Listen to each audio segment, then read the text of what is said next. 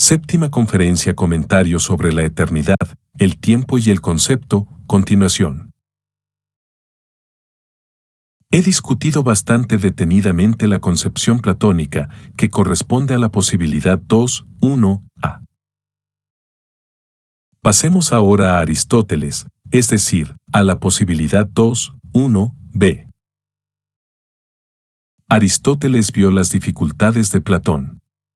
Y al mismo tiempo hizo un gran descubrimiento.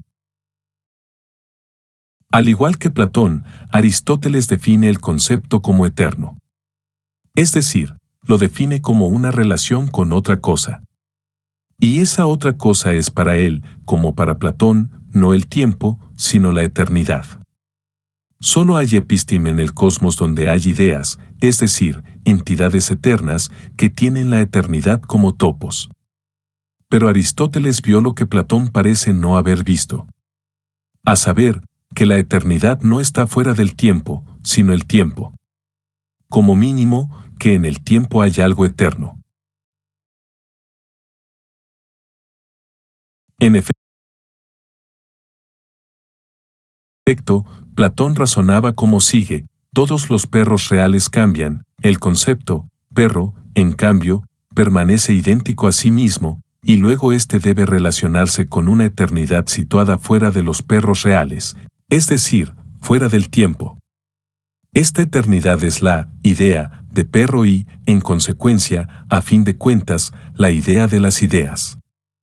A lo que Aristóteles respondía: es cierto que el concepto, perro, se relaciona con la eternidad, pero la eternidad subsiste en el tiempo, pues si bien los perros reales cambian, el perro real, es decir, la especie, perro, no cambia.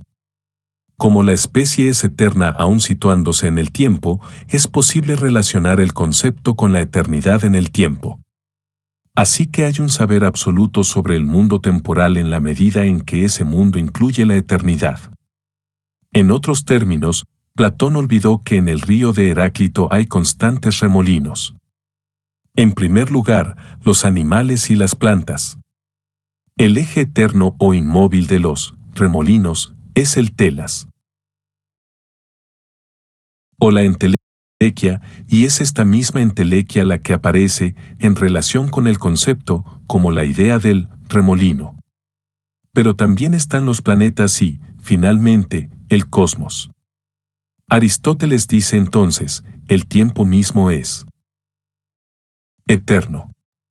Es circular pero el círculo se vuelve a recorrer eternamente. 2. El cosmos tiene, por tanto, la misma estructura que el animal.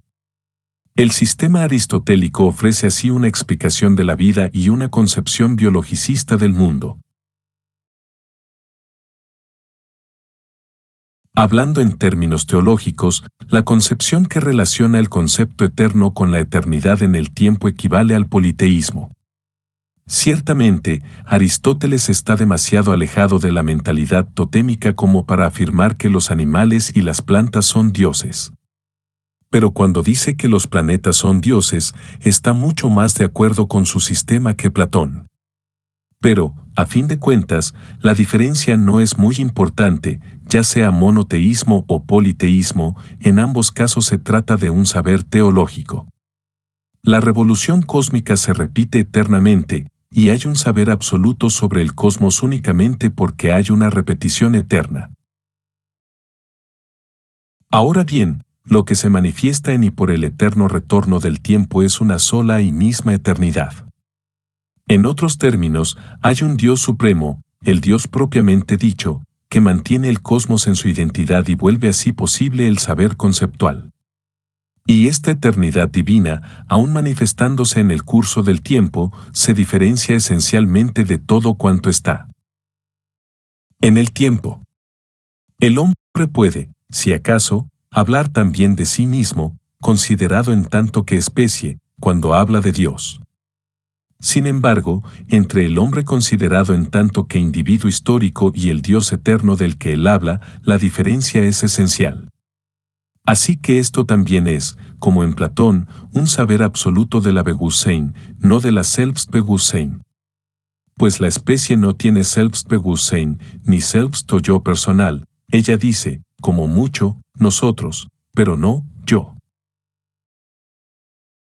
El sistema aristotélico explica, así pues, la existencia biológica del hombre, pero no su existencia verdaderamente humana, es decir, histórica. Y esto se ve mejor aún al pasar al plano antropológico, es decir, al plantear el problema de la libertad.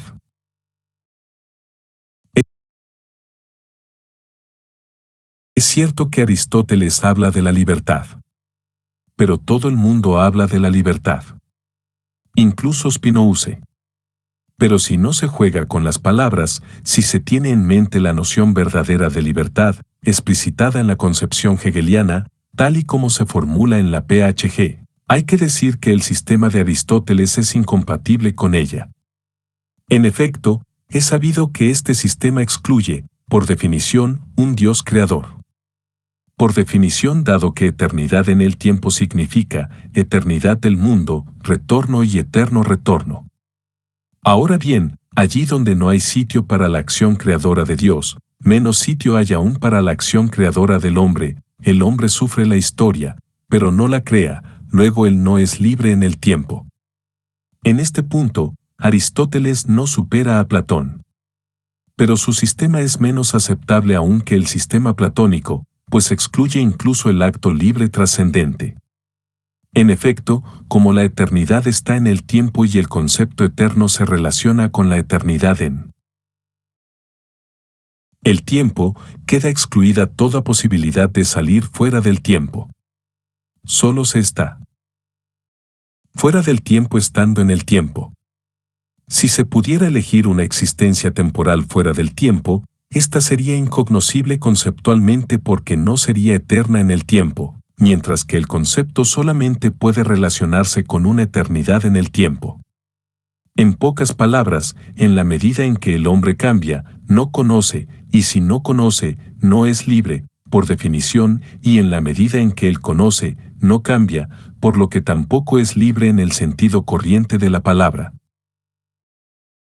En efecto, tanto para Aristóteles como para Platón, solo puede haber un saber absoluto sobre el hombre si se relaciona al hombre con la eternidad. El alma individual es demasiado pequeña como para poder ser conocida, dice Platón en la República. Para conocerla hace falta verla en grande, es decir, hace falta contemplar la ciudad. Ahora bien, para Aristóteles, el estado eterno de Platón no es más que una utopía. En realidad, todos los estados cambian y perecen antes o después. Así que no hay un saber absoluto político que esté vinculado a una de las posibles formas del estado. Pero, afortunadamente, en la transformación de los estados, sí hay un ciclo cerrado que se repite eternamente. Ese ciclo puede ser entonces comprendido conceptualmente. Y al hablar de este se pueden captar mediante conceptos los diferentes estados y al propio hombre. Eso es cierto. Pero si eso es así, la historia no tiene nada que ver con lo que hoy en día llamamos historia, y en esa historia, el hombre no es ni mucho menos libre. Al sustituir la geometría por la biología, la variante aristotélica del sistema platónico explica, así pues, al hombre en tanto que animal, pero no lo explica en tanto que individuo histórico y libre, ni siquiera lo explica, como si hacía Platón, en tanto que ángel caído. Junto a las grandes filosofías siempre ha habido teorías más o menos bárbaras o barbarizadas. También se ha barbarizado la noción platónico-aristotélica del concepto, ya sea por una vulgar y absurda negación, ya sea por una aceptación distorsionadora. La negación vulgar consiste en decir que el concepto, lejos de ser eterno, es tan temporal como cualquier otra cosa que exista en el tiempo. Esta es nuestra posibilidad 4, de la que no hablaré porque suprime la idea misma de un saber verdadero o auténtico. Se trata del escepticismo o del relativismo que Platón denunció bajo el nombre de sofística, que Kant criticó llamándolo empirismo, y que Husserl volvió a denunciar muy recientemente bajo el nombre de psicologismo. No hablemos más de ello. Digamos más bien algunas palabras sobre la aceptación distorsionadora, que no es menos absurda aun siendo menos evidentemente absurda. Aquí se continúa diciendo que el concepto es eterno. Pero aun siendo eterno, está en el tiempo, lo cual significa, se dice, que el concepto se relaciona con lo que está en el tiempo, es decir, con lo temporal. No con el tiempo, sino con lo temporal, es decir, con lo que está en el tiempo. Y al relacionarse con ello, lo hace en el tiempo, existiendo, en el tiempo, antes que lo temporal propiamente dicho. Se trata de la conocida noción de lo a priori o de la idea innata que precede a la experiencia. Contra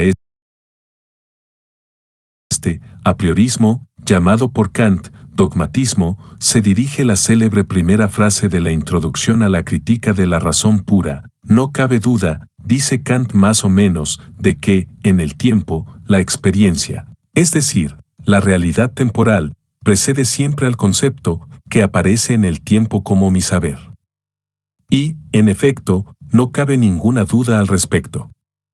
El vulgar apriorismo no hace sino partir de un supuesto hecho para desembocar en una concepción verdaderamente insostenible, tanto en el plano gnoseológico como en el plano antropológico, donde se aborda entonces el famoso libre arbitrio.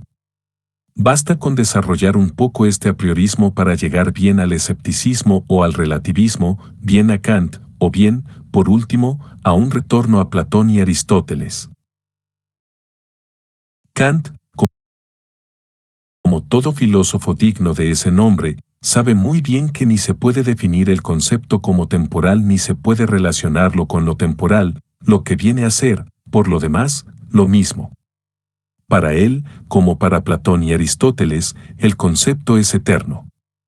Ahora bien, al ser eterno y no la eternidad, el concepto debe relacionarse con algo, y debe hacerlo en el sentido fuerte de la palabra, es decir, debe relacionarse con otra cosa distinta al concepto mismo.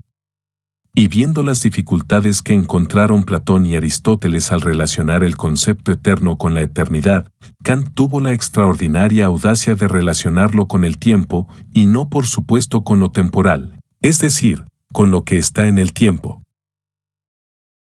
Toda la concepción kantiana se resume en esta célebre frase: el concepto sin la intuición está vacío, la intuición sin concepto es ciega. Pero antes de hablar de esta fórmula kantiana quiero mencionar brevemente otra solución al problema, a saber, la de Spinoza. Como ya he dicho, el sistema de Spinoza es la perfecta encarnación de lo absurdo.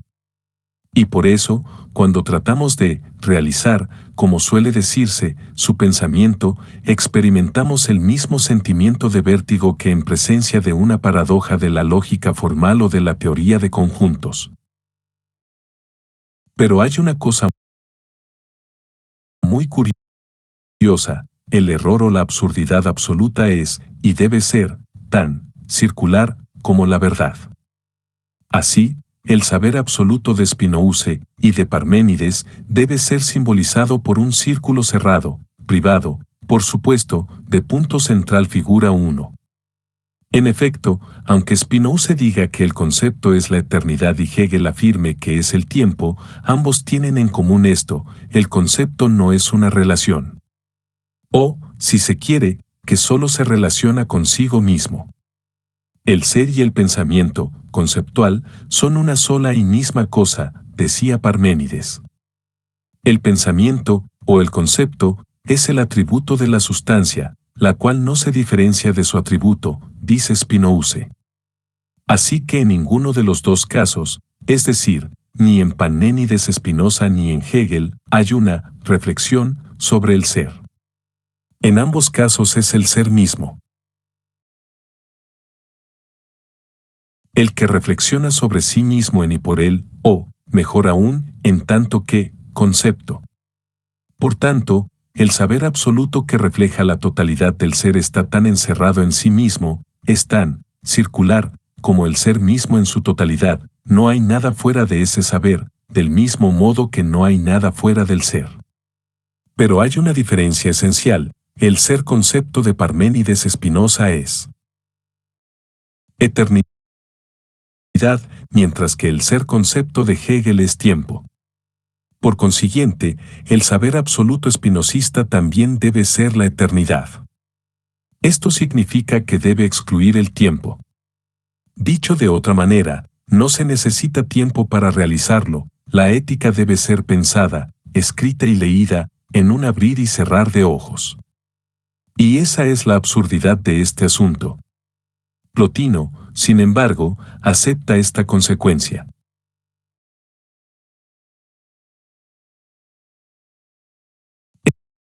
Esta absurdidad ya fue denunciada por Platón en su Parménides. Si el ser fuera verdaderamente uno, o más exactamente, el uno, es decir, si excluyera todo lo diverso y, por tanto, todo cambio, es decir, si fuera la eternidad que anula el tiempo, si el ser fuera el uno, digo, no se podría hablar de él, observa Platón. En efecto, el discurso debería ser tan uno como el ser que revela, por lo que no podría superar la sola palabra uno. Y ni aún así. Pues, en el fondo, siempre se trata del tiempo. El discurso debe ser intemporal, ahora bien, sin tiempo, el hombre no puede ni siquiera pronunciar una sola palabra. Si el ser fuera uno, o, lo que viene a ser lo mismo, si el concepto fuera la eternidad, el saber absoluto, se reduciría para el hombre al silencio absoluto. 3. Digo, para el hombre. Es decir, para el ser hablante que vive en el tiempo, que necesita tiempo para vivir y para hablar, es decir, para pensar mediante el concepto. Pero, como hemos visto, el concepto en cuanto tal no está, o al menos no parece estar, ligado necesariamente al tiempo. El universo de los conceptos o de las ideas puede concebirse como un universo del discurso, como un discurso eterno en el que todos los elementos coexisten. Esto es lo que dice Plotino. Y, en efecto, hay, parece, relaciones no temporales entre los conceptos. Todos los teoremas de Euclides, por ejemplo, existen simultáneamente en el conjunto de sus axiomas. Y Plotino insiste en este hecho. Habría entonces un discurso no temporal. 4. La idea del sistema espinosista no es, pues, absurda, es simplemente la idea del saber absoluto. Lo absurdo es que ese sistema sea supuestamente fabricado por un hombre, que, en realidad, necesita tiempo para fabricarlo. En Plotino, ese sistema pertenece a la inteligencia eterna. O también, el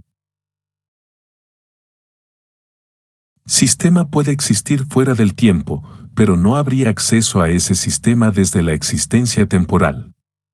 El sistema espinosista sería la lógica de Hegel, pero sin que tenga ni pueda tener una PhG que lo conduzca hasta ahí, o sería el sistema de Descartes, pero no se podría acceder a él a través de un discurso del método. La ética se ha hecho según un método del que no se puede dar cuenta en un lenguaje humano. Pues la ética lo explica todo menos la posibilidad de que un hombre que vive en el tiempo la escriba. Y si bien la PhG explica por qué la lógica aparece en un determinado momento de la historia y no en otro, la ética demuestra la imposibilidad de su propia aparición en cualquier momento del tiempo. En pocas palabras, si la ética es verdadera, solo ha podido escribirla Dios, y solo, destaquémoslo bien, un Dios no encarnado. Se puede formular entonces la diferencia entre Spinoza y Hegel de la siguiente manera: Hegel se convierte en Dios al pensar o escribir la lógica, o, si se quiere, la escribe o la piensa al convertirse en Dios. Spinoza, en cambio, debe ser Dios desde siempre para poder escribir o pensar su ética.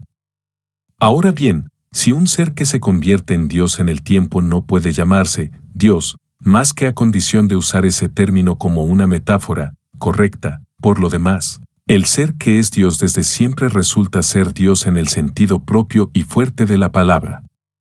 Ser espinosista significa, así pues, sustituir efectivamente a Dios Padre, sin Hijo además, por Spinoza, manteniendo con todo rigor la noción de la trascendencia divina. Significa decir que Spinoza es el Dios trascendente que les habla, ciertamente, a los humanos, pero que lo hace como Dios eterno. Y esto es, evidentemente, el colmo de la absurdidad. Tomarse en serio a Spinoza es estar, o volverse, efectivamente loco.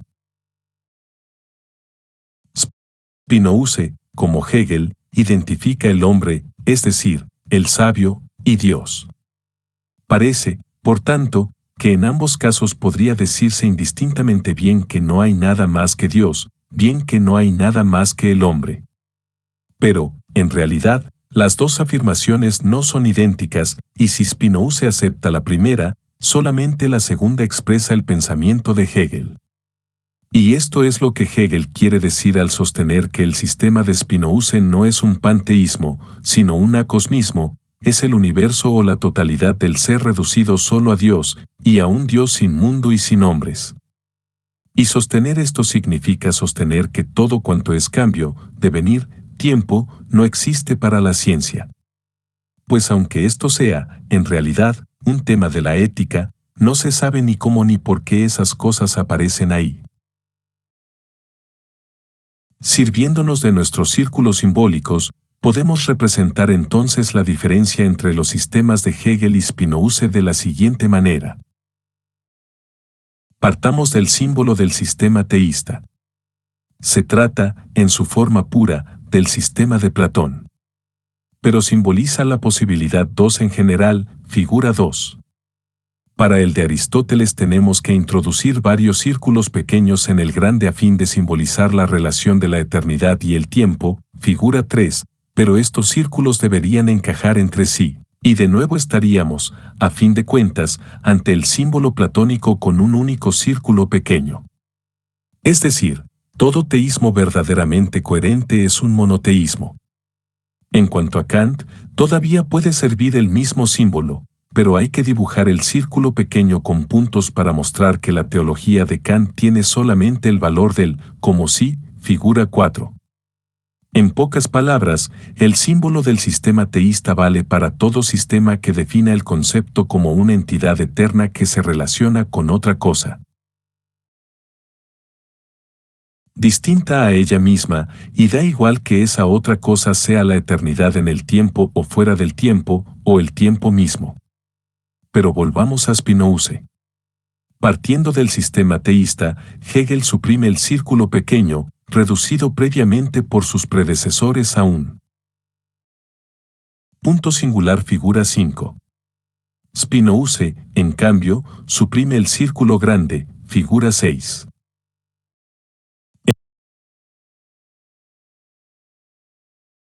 El símbolo, por tanto, es el mismo en ambos casos, un círculo cerrado y homogéneo. Y esto es importante.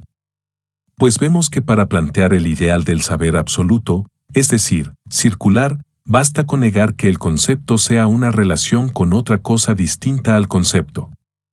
Y, en efecto, si el concepto se relaciona con otra realidad distinta, un concepto aislado puede acreditarse como verdadero mediante la adecuación con esa realidad autónoma. En ese caso habría evidencias, incluso verdades, parciales. Pero si el concepto es el ser revelado mismo, solamente puede acreditarse como verdadero mediante sí mismo. La demostración misma ya no se diferenciaría de lo que debe ser demostrado. Y esto significa que la verdad es un sistema, como dice Hegel. La palabra sistema no se encuentra en Spinoza. Pero el tema sí está. Aparte de Parménides, él es el único filósofo que ha comprendido que el principio del todo o nada vale para el saber, o bien se sabe todo, o bien no se sabe nada. Pues solo al ver que se sabe. Todo se ve que se sabe verdaderamente algo. Y por eso el estudio de Spinoza es tan instructivo a pesar de la absurdidad de su punto de vista. Spinoza plantea la idea del saber total, además de sistemático y además de circular. Solo que su sistema es imposible en el tiempo. Y todo el esfuerzo de Hegel consiste en crear un sistema espinosista que pueda ser escrito por un hombre que viva en un mundo histórico. Y por eso Hegel, aun admitiendo con Spinoza que el concepto no es una relación, lo identifica con el tiempo, no con la eternidad. Véase al respecto el prefacio de la PHG 19 SS 1. Veremos más adelante qué significa eso. Por el momento quiero subrayar una vez más que los símbolos de ambos sistemas son idénticos, igual a no se diferencian más que por su procedencia, que en el dibujo no se ve supresión del círculo pequeño o del grande. Y esto también se corresponde con la realidad. Que un saber temporal pueda englobar finalmente la totalidad del devenir es comprensible. Pero no lo es que un saber eterno pueda absorber todo cuanto está en el tiempo, por la simple razón de que nos absorbería a nosotros mismos. Se trataría del saber absoluto de la Bewusstsein que habría absorbido completamente a la Selbstbewusstsein. Y esto es, evidentemente, absurdo. Me paro aquí. Para saber qué significa la identificación del concepto con la eternidad hay que leer el conjunto de la ética. Pasemos entonces, o volvamos, a Kant. Kant está de acuerdo con Platón y Aristóteles en decir, contra Parménides, Spinoza y Hegel, que el concepto es una entidad eterna que se relaciona con otra cosa distinta a ella misma. Solo que él ya no relaciona ese concepto eterno con la eternidad, sino con el tiempo. Puede decirse, además, que Kant define el concepto como una relación precisamente porque ve la imposibilidad del espinosismo, del mismo modo que Platón lo había hecho para evitar la imposibilidad del eleatismo. Quizá Kant no leyó a Spinoza, pero en la deducción trascendental de las categorías y en el esquematismo, dice porque la concepción espinosista del saber es imposible porque, para nosotros, es decir, para el hombre, el concepto sin intuición está vacío. El concepto parmenideo-espinosista y hegeliano, que no se relaciona con otro ser distinto al concepto, sino que es el ser revelándose a sí mismo, se llama en Kant el yo trascendental o la trascendentale síntesis de la percepción. Trascendental significa en Kant lo que hace posible la experiencia. Ahora bien, la experiencia es esencialmente temporal y todo lo temporal pertenece al ámbito de la experiencia. Trascendental significa entonces lo que hace posible lo temporal en tanto que temporal. Kant dice que la entidad trascendental está antes que el tiempo o fuera del tiempo. Lo trascendental es, pues, eterno, o, como dice el propio Kant, a priori, esto significa que precede a lo temporal considerado en tanto que temporal. Decir que hay epistim, saber absoluto, verdad realmente verdadera, significa decir que hay conceptos universal y necesariamente válidos, es decir, conceptos, por una parte, válidos en cualquier momento del tiempo, y, por la otra, conceptos que excluyen el tiempo de sí, es decir, que jamás pueden ser modificados, significa, así pues, decir que hay conceptos a priori, además de trascendentales y además de eternos. Pero el concepto eterno, como toda entidad eterna, no es eterno en y por sí mismo. Es eterno por proceder de la eternidad, por su origen. Ahora bien, el origen del concepto eterno es el yo trascendental o la síntesis trascendental. Luego este yo o esta síntesis no son eternos, son la eternidad. La conciencia de sí trascendental de Kant es, pues, la sustancia de Parménides concebida como sujeto espiritual, es decir, Dios. La eternidad real se revela a sí misma en y por el concepto. Este es el origen de todo ser revelado por el concepto y el origen de toda revelación conceptual del ser, es el origen eterno de todo ser temporal. Solo nosotros, los hombres, dice Kant, podemos decir del yo trascendental, que es y que es uno, pero eso es todo cuanto podemos decir de él. Dicho de otra manera, Kant acepta la crítica platónica a Parménides, si el concepto es la eternidad, entonces el saber absoluto se reduce a la sola palabra o, y es imposible que haya un discurso. Estrictamente hablando, además, ni siquiera puede decirse del yo trascendental, que es y que es uno. Pues, como veremos enseguida, en este caso no se pueden aplicar las categorías del ser y de la cantidad. Como mucho puede decirse que es algo, y no nada, pero no puede decirse que sea una cosa que tenga estas o aquellas cualidades. Ahora bien, este ser, del cual solamente se puede decir que es, resulta ser un sein que, como dirá Hegel, no se diferencia de la nichts, de la nada. El sistema parmenídeo-espinosista es, así pues, imposible, dice Kant, la unidad de la eternidad esencial y consciente de sí posee 12 aspectos, las famosas 12 categorías conceptos. Estos 12 aspectos de la eternidad son evidentemente eternos, preceden a todo cuanto está en el tiempo, están antes que el tiempo, así que son válidos en cualquier momento del tiempo y, al excluir el tiempo, no pueden modificarse, son a priori. Ahora bien, el error, o la ilusión, de Parménides Spinoza consistía en creer que lo eterno que procede de la eternidad revela esta eternidad al determinarla, es decir, al calificarla. Para Parménides y Spinoza, los conceptos categorías son atributos del uno que es, y pueden atribuírsele a éste. Pero para Kant eso no es así, v. Eso no es así porque es imposible. Y Kant explica por qué al final del párrafo 16 de la segunda edición de la Crítica de la Razón Pura. Una determinación de la eternidad por medio de los conceptos categorías eternos no sería posible más que mediante el entendimiento, Verstand, mediante la conciencia de sí a través de la cual, dice ahí, se daría al mismo tiempo toda la multiplicidad, das mannigfaltige, o también, mediante un entendimiento tal que los objetos de sus representaciones existieran por el mero hecho de la existencia de esas representaciones mismas, dicho de otra manera, mediante un entendimiento divino, o arquetipo. Pues, en efecto, el ser que, al pensarse a sí mismo, piensa todo lo pensable y crea los objetos pensados por el mero acto de pensarlos, es Dios. Spinoza tenía razón entonces en llamar Dios al de Parménides que coincide con el concepto que lo revela. Pero se equivocó al olvidar que Dios solamente se puede aplicar ese concepto a sí mismo. Pues para nosotros, que no somos Dios, aplicar nuestro concepto a Dios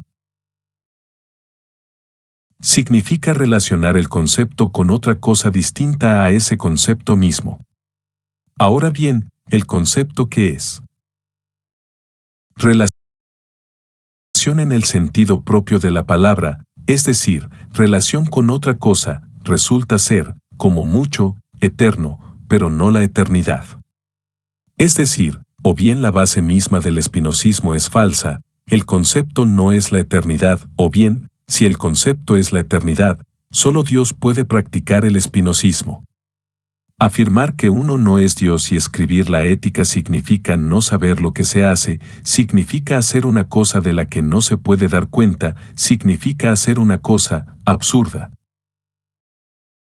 Pero, en principio, según Kant, Dios podría escribir la ética. Todo consiste entonces en saber si un hombre, Spinoza, puede ser Dios. Ahora bien, para Kant eso es imposible, porque el hombre no puede extraer nada del contenido de su conciencia de sí, el yo humano, considerado en sí mismo, es un punto sin contenido, un recipiente vacío, y el contenido, múltiple, debe serle dado, gegeben, debe venir de otra parte. O lo que viene a ser lo mismo, para que haya conocimiento verdadero no basta con que el hombre piense, hace falta, además, que el objeto que piensa el hombre exista y que exista independientemente de su acto de pensarlo. O como también dice Kant, la conciencia humana posee necesariamente dos elementos constitutivos, el Begriff o el concepto, y la Anschauung o la intuición, y esta última le presenta un contenido, múltiple, dado al hombre, no producido por él, o de él o en él. El concepto cuyo ser no es Dios consiste, por tanto, en una relación, dicho de otra manera, ese concepto puede ser eterno, pero no es la eternidad. Y por eso el espinosismo es absurdo. Es absurdo porque Spinoza no es Dios. Pero también está la concepción de Platón Aristóteles, que admite que el concepto humano es una relación, pero una relación que se relaciona con la eternidad, no con el tiempo. Es decir, la eternidad, o Dios, incluye lo múltiple en su propia unidad, y ella misma crea lo múltiple que revela mediante el concepto. Como eso múltiple es el desarrollo eterno de la eternidad en sí misma, este mismo es, pues, la eternidad es el universo múltiple de las ideas conceptos que no tiene nada que ver con el mundo del espacio-tiempo. Pero lo que se desarrolla en este universo es la eternidad misma, no es nuestro concepto, meramente eterno, el que lo produce. Así que este universo nos es dado, y nuestro concepto se relaciona con este. Dicho de otra manera, nuestro saber absoluto no es el saber que Dios tiene de sí mismo, es el saber que nosotros tenemos de Dios, de un Dios esencialmente diferente de nosotros, de un Dios trascendente. Es un saber teológico en el sentido propio de la palabra, un saber que es la relación del concepto eterno con la eternidad y no con el tiempo. Ahora bien, según Kant, esto también es imposible. Por la simple razón de que la relación de lo eterno con la eternidad debe ser en sí misma eterna o no temporal, mientras que nuestro saber no solamente está en el tiempo, sino que, lo que es más grave, es en sí mismo temporal. Necesitamos tiempo para pensar. En principio, dice Kant, puede haber una intuición, Anschauung, no espacio-temporal. En principio, los conceptos categorías se pueden aplicar a cualquier multiplicidad dada. Un ser no divino podría entonces, en principio, desarrollar un saber absoluto que revele el universo no espacio-temporal de las ideas platónicas. Pero el ser no divino que llamamos hombre no puede. Si el espinosismo solamente es posible para Dios, el platonismo solamente es posible para una inteligencia no divina distinta a la inteligencia humana, para una inteligencia angélica, por ejemplo. Pues una vez más, y esto es, según Kant, un hecho irreductible e inexplicable, cf. el final del párrafo 21 para nosotros, los humanos, lo múltiple dado siempre es lo múltiple dado en forma espacio-temporal. Nosotros no podemos pensar más que a condición de que nos sea dado lo múltiple. Pero eso múltiple debe ser, en su conjunto y en cada uno de sus elementos. Así que el ser uno y único de Parménides debe diferenciarse en un ser múltiple. Ahora bien, para nosotros, lo idéntico no puede ser diverso más que a condición de ser espacio o de estar en el espacio. En efecto, dos puntos geométricos idénticos solamente pueden diferenciarse entre sí por su posición en el espacio, y el espacio no es sino el conjunto infinito de puntos exactamente idénticos en cuanto a su característica intrínseca, que es, por cierto, la ausencia de toda característica y que son, aún así, diferentes unos de otros. Y para que haya conocimiento es necesario identificar lo diverso. Todo acto de conocimiento, dice Kant, es una síntesis que introduce la unidad en lo múltiple, dado. Ahora bien, para nosotros, lo diverso solamente puede ser idéntico en el tiempo o en tanto que tiempo, vi. Para nosotros, por tanto, el conocimiento, es decir, la identificación de lo diverso, solamente puede efectuarse en el tiempo, porque la identificación de lo diverso ya es tiempo. Siempre se ha sabido que el concepto humano aparece en algún momento del tiempo, y se ha sabido que el hombre necesita tiempo para pensar. Pero Kant fue el primero en ver que esto no es accidental, sino esencial al hombre. El mundo en el que el hombre piensa es, pues, un mundo necesariamente temporal. Y si bien el pensamiento humano efectivo se relaciona con lo que está en el tiempo, el análisis kantiano muestra que es el tiempo el que hace posible el ejercicio efectivo del pensamiento. Dicho de otra manera, no podemos servirnos de nuestros conceptos eternos más que a condición de relacionarlos con el tiempo en cuanto tal, es decir, más que a condición de esquematizarlos, como dice Kant. Luego, el yo trascendental, que solamente es conciencia de si resulta ser el Dios de Spinoza, y nosotros no podemos decir nada sobre él, lo trascendental, origen de las categorías conceptos que se relacionan con lo múltiple no espacio-temporal, es decir, con lo múltiple eterno, es el yo tal y como lo concebía la filosofía platónico-aristotélica o prekantiana en general. Ahora bien, ese yo no es humano, ya que supuestamente puede pensar fuera del tiempo. 7. Así que solo el yo trascendental, que es origen de las categorías esquematizadas, es decir, de los conceptos que se relacionan con el tiempo, resulta ser el yo trascendental, humano que hace posible el pensamiento humano efectivo. El pensamiento humano se efectúa en el tiempo y es un fenómeno temporal. En cuanto tal, es puramente empírico, es una daxe, pero para que sea posible aplicar el concepto eterno a lo temporal hace falta primero esquematizar el concepto, es decir, aplicarlo al tiempo en cuanto tal. Esta última aplicación se efectúa antes del tiempo o fuera del tiempo. Esta es a priori, es decir, inmodificable y válida para siempre. El saber absoluto es, pues, el conjunto de las relaciones entre el concepto eterno y el tiempo, es el conjunto de los synthetische Grundsätze, es la ontología de Kant. Veamos ahora qué ofrece esta concepción kantiana para el mundo y para el hombre. En el mundo natural, el tiempo está representado por el movimiento. El concepto temporalizado se relaciona entonces con el movimiento real. Y lo que hace posible el concepto temporalizado, es decir, el esquematismo o la relación con el tiempo, anterior al tiempo, se corresponde con lo que hace realmente posible el movimiento real, es decir, la fuerza. Decir que el concepto eterno se relaciona con el tiempo significa, así pues, enunciar, entre otras cosas, una concepción dinámica de la materia y del mundo, es decir, una física de fuerzas. La filosofía kantiana se encontrará necesariamente, por tanto, con la física newtoniana. Y al revés, si el mundo es efectivamente tal y como lo describe la física de Newton, hay que aceptar como una verdad dada la filosofía de Kant.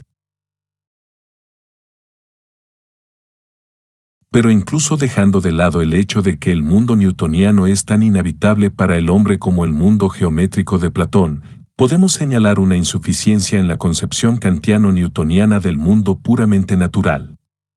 En efecto, la imposibilidad de relacionar el concepto con la eternidad significa, a fin de cuentas, la imposibilidad de obtener un conocimiento geométrico absoluto del mundo. Dicho de otra manera, se niega la noción de cosmos, es decir, de la estructura eterna o estática del universo natural. Y, consecuentemente, no se explica la existencia de estructuras eternas en el mundo, en particular, no se puede explicar, como si hace Aristóteles, la especie biológica. De manera general, no se explica la estructura puramente espacial, por medio de la fuerza se explica, por ejemplo, el movimiento de los planetas, pero no se explica la estructura del sistema solar. Y la imposibilidad de explicar es aquí absoluta, el hecho de que las leyes se apliquen en el mundo real a entidades estables es, para Kant, una casualidad trascendental. Puede decirse que eso es así, y eso es todo cuanto puede decirse al respecto. Es cierto que Kant desarrolla en la tercera crítica una teoría del ser vivo.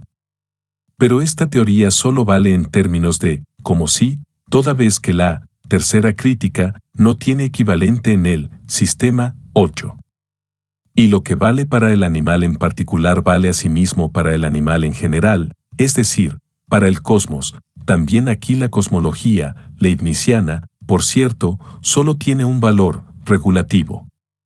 Y lo mismo sucede con Dios. Como Dios es la eternidad, no es posible un saber relativo a Dios. En definitiva, si el saber kantiano está cerrado, es decir, si es total y definitivo o absoluto, estamos ante el esquema teísta o platónico de los dos círculos, figura 2. Pero como el concepto no se relaciona con la eternidad, el círculo pequeño será para siempre puramente hipotético, figura 4. Solo que, al suprimirlo, no se obtiene el círculo cerrado y único de Hegel, figura 5, sino el círculo abierto y sin límites fijos del escepticismo, figura 7. En efecto, como el concepto eterno se relaciona con el tiempo, no es posible una adecuación absoluta, como mucho, lo eterno infinito del tiempo puede llenar completamente los marcos de los conceptos categorías eternos. El pensamiento que está en el tiempo nunca lo consigue. Y por eso Kant dice que el saber absoluto es una endliche Aufgabe, una tarea infinita. Veamos ahora qué significa la concepción kantiana en el plano antropológico. El concepto es eterno, pero se relaciona con el tiempo.